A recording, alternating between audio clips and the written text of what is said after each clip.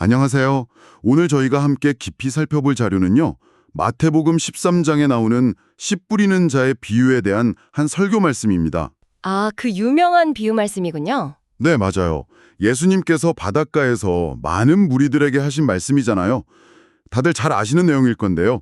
근데 오늘 이 자료는 단순히 그 비유 내용을 해설하는 걸 넘어서요.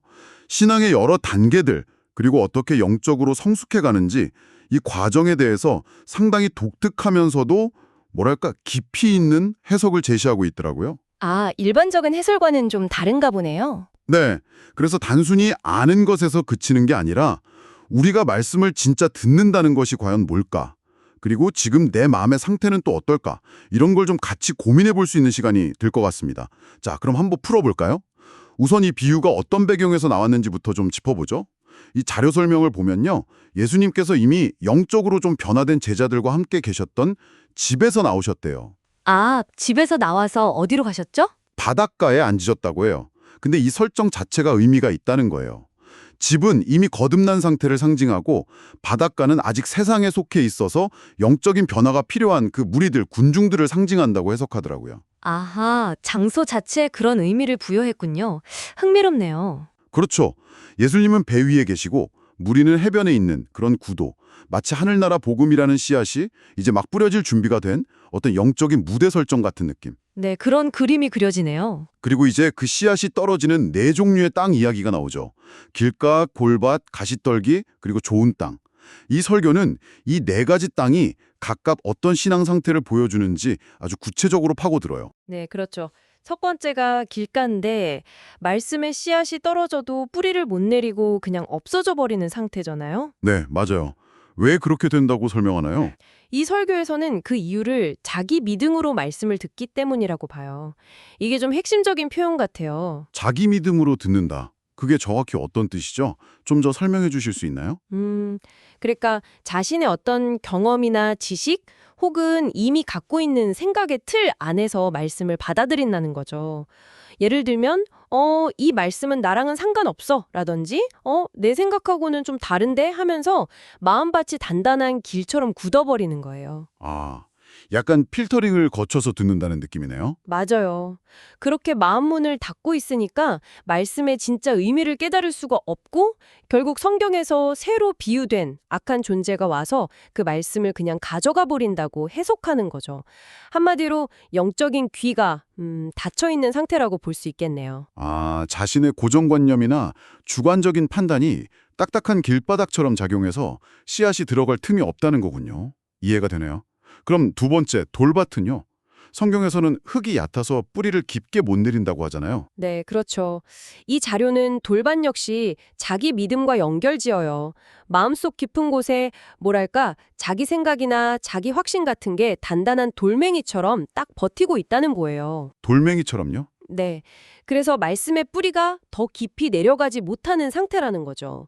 특히 여기서 좀 주목할 만한 해석이 뭐냐면 나는 이미 예수를 믿고 구원받았다는 그 강한 확신 있잖아요. 네네. 보통 중요하다고 생각하는 확신이죠. 근데 그 확신이 오히려 더 깊은 영적 성장을 가로막는 돌이 될 수도 있다는 거예요. 잠시만요. 그건 좀 의외인데요. 구원받았다는 확신이 성장을 막는다니 약간 역설적으로 들리기도 하고요. 확신 자체가 문제라는 걸까요? 아니면 그 확신에 그냥 머물러 버리는 게 문제라는 걸까요? 아, 좋은 지적이세요. 이 설교가 확신 자체를 부정하는 것 같진 않아요. 그보다는 그 확신에 너무 만족해서 이제 나는 다 됐다. 더 이상 성장할 필요 없다고 생각하는 상태. 즉, 여기서 강조하는 거듭남의 필요성을 전혀 느끼지 못하는 그 상태를 문제 삼는 거죠. 아, 안주하는 태도군요. 네.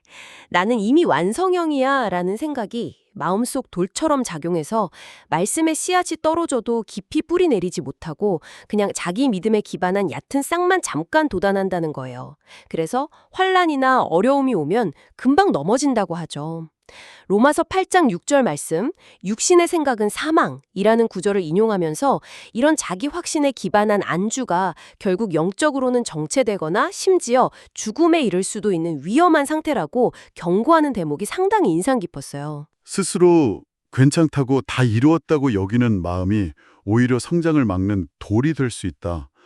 와, 이건 정말 많은 신앙인들이 한 번쯤 깊이 생각해 볼 만한 지점인 것 같습니다. 근데 씨앗이 뿌리는 내렸다고 해도 여전히 자라지 못하게 방해하는 게 또 있잖아요. 그렇죠. 바로 가시떨기죠. 네. 이 설교는 이 가시떨기에 대해서도 우리가 보통 생각하는 것 이상의 의미를 부여하더라고요. 맞아요. 보통 가시떨기 하면 세상 염려나 재물의 유혹 이런 걸 많이 떠올리는데 이 자료는 물론 그것도 포함하지만 더 깊은 차원을 이야기해요. 고린도 후서 10장 12절을 근거로 드는데 자기로서 자기를 헤아리고 자기로서 자기를 비교하는 것 이것도 아주 중요한 가시떨기라고 봐요. 자기를 헤아리고 비교하는 거요? 예를 들면 어떤 걸까요? 예를 들어 내가 그래도 예전보다는 신앙이 많이 나아졌어 라거나 저 사람보다는 내가 신앙생활 더 잘하는 것 같은데 이런 식으로 스스로를 평가하고 다른 사람이랑 비교하면서 만족감을 느끼거나 어쩌면 우월감을 갖는 그런 태도요. 그런 자기 평가나 비교 의식? 네, 이런 자기중심적인 비교와 판단이 결국 말씀이 온전히 자라는 걸 방해하는 아주 날카로운 가시가 된다는 거죠. 그리고 또 하나, 고린도전서 10장 21절 말씀처럼 주의 상과 귀신의 상을 겸하여 참여하지 못한다는 말씀 있잖아요. 그것처럼 세상적인 가치와 신앙적인 가치를 막 섞어서 타협하고 영적인 순수성을 잃어버리는 것. 이것도 가시떨기에 해당한다고 봐요. 신앙과 세상을 적당히 섞는 거군요. 그렇죠. 결국 이 모든 것들이 앞에서 말한 길가나 돌밭처럼 근본적으로는 자기 믿음에서 파생된 다른 형태의 장애물이다. 이렇게 분석하는 거죠. 자기 만족, 비교 의식, 심지어 영적인 타협까지 다 가시떨기로 보는군요. 길가, 돌밭, 가시떨기 모두 그 뿌리에는 자기 믿음이라는 공통분모가 있다는 분석이네요. 참 날카롭습니다. 자, 지금까지는 주로 씨앗이 제대로 열매를 맺지 못하는 경우들을 살펴봤는데요.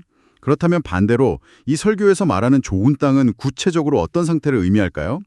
100배, 60배, 30배 결실을 맺는다는 건 어떤 마음밭을 가리키는 걸까요? 네, 이 설교는 좋은 땅을 단순히 장애물이 없는 상태, 그 이상으로 설명해요. 예수님께서 비유를 마치시면서 귀 있는 자는 들으라 라고 말씀하셨잖아요. 네, 그렇죠. 그 말씀이 중요하죠. 바로 이 듣는 귀를 가진 상태가 좋은 땅의 핵심이라고 봐요. 여기서 귀는 그냥 우리 육신의 귀가 아니라 하나님의 말씀을 영적으로 깨닫고 마음 깊이 받아들일 준비가 된 상태, 그런 마음가짐을 의미하는 거죠. 같기도 한데요. 하나님의 말씀을 정말 간절히 사모하고 구하는 마음, 거기서 시작된다고 이야기해요. 단순히 머리로 지식을 습득하는 걸 넘어서 이 말씀이 정말 내 삶을 바꾸고 나를 성장시키기를 갈망하면서 겸손하게 들으려는 태도, 그게 중요하다는 거죠. 태도의 문제군요. 네. 그리고 이 자료는 에베소서 1장 13절 너희도 진리의 말씀 곧 너희의 구원의 복음을 듣고 그 안에서 또한 믿어 약속의 성령으로 인치심을 받았다는 구절을 인용하는데요. 여기서 듣고에서 그치지 않고 또한 믿어 성령의 인치심을 받는 단계까지 나아가는 것. 즉, 말씀이 내 삶에서 구체적으로 역사하고 영적인 변화로 이어지는 그 단계까지 가는 것이 좋은 땅의 모습이라고 제시해요. 듣고, 믿고, 인침받는 단계까지? 네. 그러니까 좋은 땅은 말씀을 듣고 깨달을 뿐만 아니라 인내하면서 그 말씀을 삶 속에서 지켜 행하고 그래서 결국 풍성한 열매를 맺는 그런 마음 상태를 의미한다고 볼 수 있습니다. 듣고, 깨닫고, 인내하며 지키는 마음. 네, 좋은 땅은 그냥 수동적으로 받아들이기만 하는 게 아니라 굉장히 능동적인 반응이 필요한 상태네요. 자, 그런데 이 듣는 것과 믿는 것의 단계를 이야기하면서 이 설교가 굉장히 흥미로운 지점으로 나아가요. 어쩌면 이 설교의 가장 독특한 해석 지점이라고 할 수도 있겠는데요. 어떤 부분인가요? 바로 우리의 영적 성장의 궁극적인 목표와 관련된 설명인데 이를 위해서 세상을 주관하는 어떤 두 차원, 이걸 구분해서 이야기하더라고요. 처음 들으면 조금 복잡하게 느껴질 수도 있는데 한번 자세히 살펴보죠. 네, 맞아요. 이 부분이 신학적으로는 상당히 독특한 해석이라서 좀 주의 깊게 다룰 필요가 있습니다. 자료에서는 여호와 하나님과 하늘에 계신 아버지, 즉 영의 아버지를 구분해서 설명하거든요. 여호와 하나님과 영의 아버지요? 네. 근데 이게 중요해요. 이것이 결코 세상을 선과 악 혹은 물질과 영 이렇게 둘로 나누는 이원론은 절대 아니라고 분명히 선을 그어요. 하나님의 큰 섭리 안에서 역할이나 영역이 좀 다르다는 설명인 거죠. 이원론이 아니라는 점을 강조하는군요. 그럼 역할이나 영역이 어떻게 다르다고 보는 건가요?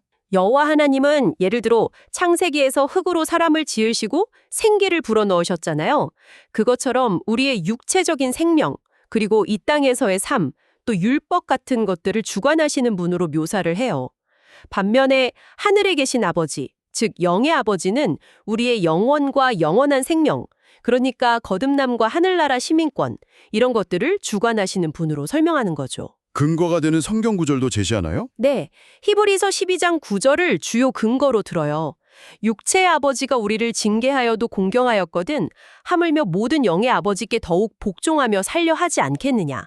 이 구절에서 육체의 아버지와 모든 영의 아버지가 구분되어 언급된다는 점에 주목하는 거예요. 아하, 육체의 아버지와 영의 아버지가 구분되어 있다는 구절을 근거로 삼는군요. 그래서 이 땅의 삶과 영원한 삶을 주관하시는 하나님의 어떤 속성이나 역할에 대한 구분으로 이해하려는 시도로 볼 수 있겠네요. 이게 씨 뿌리는 비유와는 어떻게 연결이 되죠? 바로 신앙의 성장을 설명하는 틀로 사용하는 거예요. 히브리서 2장 15절에 보면 죽기를 무서워함으로 한평생 매어 종노릇하는 모든 자들이라는 표현이 나오거든요. 네, 있죠. 이 설교는 이걸 육체적 생명, 즉 여호와 하나님께 속한 영역의 한계와 그 죽음의 두려움에 묶여있는 상태로 해석해요. 그리고 이 상태에서 벗어나서 영원한 생명, 즉 영의 아버지께 속한 영역으로 나아가는 것. 이것이 바로 영적으로 거듭나는 것이고 이게 신앙의 궁극적인 목표라고 말하는 거죠. 아, 그래서 씨 뿌리는 비유에서 길가, 돌밭, 가시떨기는 아직 그 육체적 차원이나 자기 믿음 단계에 머물러 있는 상태이고 그렇죠. 영적인 열매를 맺지 못하는 상태를 보여주는 거고 반대로 좋은 땅은 바로 영의 아버지께 속해서 영적인 열매를 맺는 상태로 연결짓는 거예요. 그리고 한 걸음 더 나아가서 히브리서 11장 3절 보이는 것은 나타난 것으로 말미암아 된 것이 아니니라는 구절을 해석하는데요. 여기서 보이는 것, 즉 역사 속 인물로 오신 예수님은 나타난 것, 다시 말해 육신을 입고 오신 모습이고 이 보이는 예수님은 보이지 않는 것, 즉 영원한 말씀이시고 하나님의 아들이신 그리스도. 이 그리스도는 영의 아버지로부터 오셨다는 거죠. 그래서 보이는 예수님은 보이지 않는 그리스도로부터 말미암았다고 설명을 해요. 이 부분이 이 설교의 아주 핵심적인 신학적 주장이라고 할 수 있습니다. 아, 그렇군요. 그러니까 정리해보면 역사적인 인물로서의 예수님을 믿는 그 믿음에서 시작해서 그분을 통해 계시된 보이지 않는 영적인 실제, 즉 그리스도를 알고 영의 아버지를 아는 단계로까지 나아가는 것이 진정한 영적 성장이고 씨 뿌리는 비유가 바로 이 과정을 보여준다는 그런 해석이네요. 와, 확실히 일반적인 해석과는 다른 깊이가 느껴지는데요. 물론 듣고 계신 청취자분들 각자의 신학적인 입장에서는 다르게 받아들이실 수도 있는 부분이라고 생각합니다. 저희는 이 자료의 내용을 충실히 전달하는 데 집중하도록 하겠습니다. 자, 이 설교는 이런 해석들을 뒷받침하기 위해서 과거 이스라엘 백성들의 이야기를 아주 중요한 교훈으로 제시합니다. 고린도전서 10장을 인용하는데요. 출애굽은 했지만 결국 약속의 땅에 들어가지 못하고 광야에서 멸망했던 그 다수의 이스라엘 백성들이 오늘날 우리에게 거울이 된다고 강조해요. 네, 맞아요. 그들이 왜 멸망했는가 그 이유를 하나님의 인도하심을 제대로 따르지 않고 자기들 생각과 판단, 즉 여기서 계속 강조하는 자기 믿음으로 행했기 때문이라고 분석하더라고요. 기적을 체험했는데도요. 그렇죠. 만나와 메추라기도 먹고 반석에서 나는 물도 마시고 정말 놀라운 기적들을 체험했잖아요. 하지만 결국 영적인 실제를 보지 못하고 육신적인 요구, 불평 이런 것에 머물렀다는 거죠. 이것이 오늘날 스스로 신앙이 바로 섰다고 생각하는 자, 즉 고린도전서 10장 12절 말씀처럼 자신의 구원이나 신앙 수준에 대해서 안주하고 만족하는 사람들에게 아주 강력한 경고가 된다고 말하고 있습니다. 아, 스스로 섰다고 생각하는 자는 넘어질까 조심하라. 그 말씀이 딱 떠오르네요. 바로 그 지점입니다. 그래서 이어서 고린도전서 8장 2절 말씀, 만일 누구든지 무엇을 아는 줄로 생각하면 아직도 마땅히 알 것을 알지 못하는 것이오 라는 말씀을 통해서 영적인 교만이나 자기만족에 대한 경각심을 다시 한번 일깨워줘요. 안다고 생각하는 것이 오히려 모르는 것일 수 있다는 거군요. 네, 아무리 성경 지식이 많고 스스로 구원받았다고 확신한다 하더라도 영적으로 거듭나서 하나님과의 정말 깊은 관계로 나아가는 것의 중요성을 깨닫지 못한다면 아직 마땅히 알 것을 알지 못하는 상태일 수 있다는 거죠. 스스로 안다고 생각하는 그 자체가 오히려 진짜 알물 가로막는 장애물이 될 수 있다는 그런 통찰인 것 같아요. 와, 정말 끊임없이 자신을 돌아보고 겸손하게 말씀을 구해야 한다는 그런 메시지로 들리네요. 하지만 경고만 있는 것은 아니겠죠. 분명 격려의 메시지도 있을 것 같은데요. 물론입니다. 광야에서 다수가 실패했지만 여호수아와 갈렙처럼 믿음의 눈으로 약속의 땅을 바라보고 결국 그 땅을 차지했던 인물들이 있잖아요. 그들을 긍정적인 예로 제시하면서 격려해요. 네, 그렇죠. 여호수아와 갈렙. 그들처럼 주변 환경이나 어려움에 좌우되지 않고 하나님의 약속을 굳게 믿고 나아가는 그 자세가 바로 좋은 땅의 모습과 연결된다고 볼 수 있겠죠? 또 고린도후서 2장 15절에 나오는 그리스도의 향기라는 표현 있잖아요. 여기에 대한 해석도 상당히 인상적이에요. 그리스도의 향기요. 어떻게 해석하나요? 이 자료는 이걸 단순히 우리가 착한 행실을 하거나 도덕적인 삶을 살 때 풍겨 나오는 그런 향기로만 보지 않아요. 그보다는 훨씬 더 근본적으로 에베소서 1장 4절 5절 말씀처럼 우리가 창세전에 이미 그리스도 안에서 하나님의 자녀로 택함받고 예정되었다는 그 영적인 신분, 그 자체에서 나오는 생망의 냄새라고 해석하더라고요. 우리의 행위 이전에 이미 주어진 은혜와 신분, 거기서 나오는 향기라는 거군요. 네, 맞아요. 이건 죽어있는 영혼을 살리는 복음의 능력과 직접 연결되는 거죠. 그래서 마지막으로 갈라디아서 4장 27절 잉태하지 못한 자여 즐거워하라 이는 홀로 사는 자의 자녀가 남편 있는 자의 자녀보다 많음이라 이런 구절들을 통해서요. 우리가 어떤 자격이나 노력이 있어서가 아니라 전적인 하나님의 은혜로 심지어 우리가 태어나기도 전에 이미 하나님의 자녀로 부름받았다는 그 복음의 핵심을 강조하면서 큰 위로와 격려를 줍니다. 이것이 바로 우리가 좋은 땅이 되어서 풍성한 열매를 맺을 수 있는 근본적인 이유이자 힘이라는 메시지인 거죠. 와, 오늘 우리는 이 씨 뿌리는 자의 비유에 대한 한 설교 말씀을 통해서 신앙의 단계를 넘어서 영적인 성숙으로 나아가는 길에 대한 정말 깊이 있는 그리고 때로는 좀 도전적인 해석들을 만나봤습니다. 네, 그랬네요. 정리를 좀 해보자면 핵심은 길가, 돌밭, 가시떨기 이것들로 상징되는 자기 믿음과 자기 생각의 한계를 우리가 깨닫고 하나님이 주시는 듣는 귀를 통해서 좋은 땅이 되어서 풍성한 영적인 결실을 맺어야 한다. 이런 점인 것 같습니다. 네, 그렇죠. 오늘 나눈 이야기 중에 육체의 아버지와 영의 아버지, 또 보이는 예수와 보이지 않는 그리스도 같은 개념들은 처음 들으시면 다소 생소하거나 조금 복잡하게 느껴지실 수도 있어요. 네, 그럴 수 있을 것 같아요. 하지만 이 모든 설명은 결국 우리가 어떻게 피상적인 믿음, 어쩌면 자기만족적인 신앙을 넘어서서 참된 영적인 생명을 얻고 성숙해 갈 수 있을까 하는 아주 본질적인 질문으로 돌아가는 것 같습니다. 단순히 지적인 동의를 넘어서 실제적인 우리 영혼의 변화와 성장을 촉구하는 상당히 강력한 메시지를 담고 있다고 생각해요. 자, 이제 마지막으로 이 질문을 한번 여러분께 던져보고 싶습니다. 오늘 저희가 나눈 이 이야기들을 한번 되짚어 보실 때 여러분의 마음밭은 지금 어떤 상태에 가장 가깝다고 느껴지시나요? 길가일까? 돌밭일까? 아니면 가시떨기 혹은 좋은 땅일까?